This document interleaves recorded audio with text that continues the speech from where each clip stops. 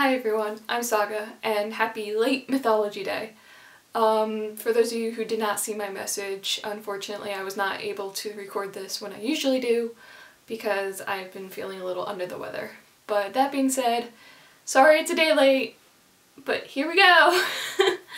Alright, so today is our last day of Norse mythology, and we're going to end this month with the legend of Baldur.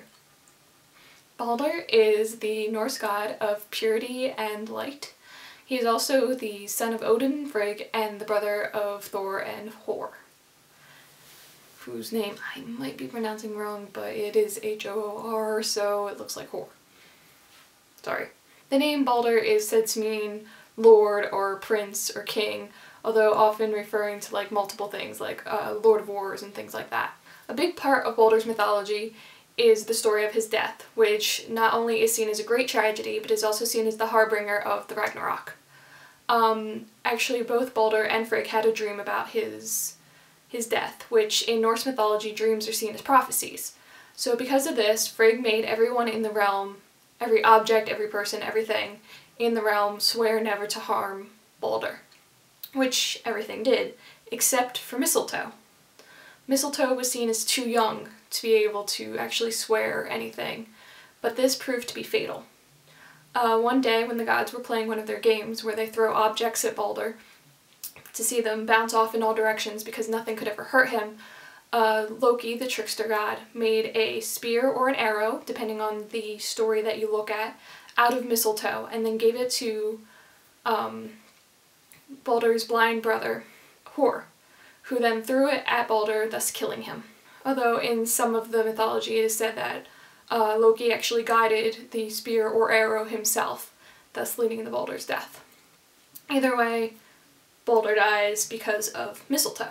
After his death, Baldur is sent out to sea on his beloved ship and is burned. Like you see in like a lot of the movies where Vikings are burned on ships and things. This was actually usually only done in the myths and the legends.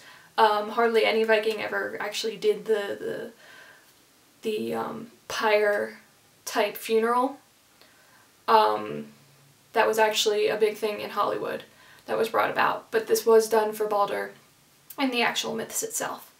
Now Hel, who is the kind of the guardian of the underworld, and also Loki's daughter, told Frigg that Baldur's soul would be released as long as every object, thing, person in the realm mourned for his death, which everything did, except for Puck, who is a giantess. However, most believe that it was actually Loki in disguise who refused to mourn the death of the god, thus making it so that Baldur could not return until the end of the Ragnarok.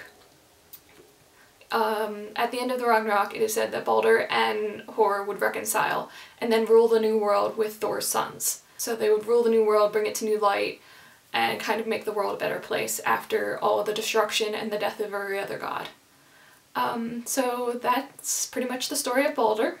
Like I said, a big portion of the mythology is about his death and about why his death is such a big deal. But thank you so much for watching. Once again, I am so sorry that this video is a day late.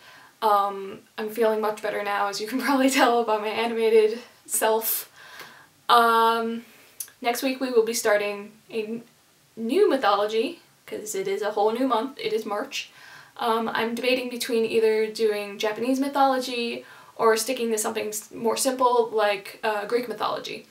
So if you guys have a preference, leave a comment below and let me know which one you'd rather see, and maybe give me an idea of which god you would like me to see do first. So that's pretty much it. Thank you so much for watching. As always, I'm Saga, and this is the end of our tale. Bye!